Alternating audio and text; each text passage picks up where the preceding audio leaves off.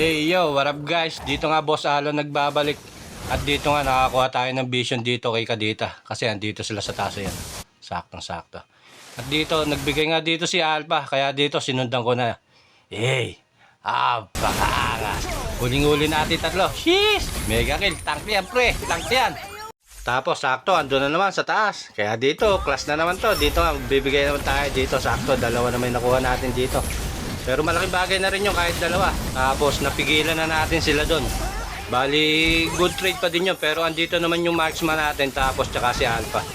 Tsaka medyo malakas naman na sila dyan. Ayan o, sakto-sakto. Kuhang-kuha nila lahat pre. Wala nang natira. Wipe out pre. Ayan, TV na. Pero isa lang ang pinakamaakas na mag-TV dito. Si Gusion. Ayan, ayan. At ayan na nga, kung mahilig ka sa mga gantong video at kung hindi ka pa naman nakapollow, baka naman.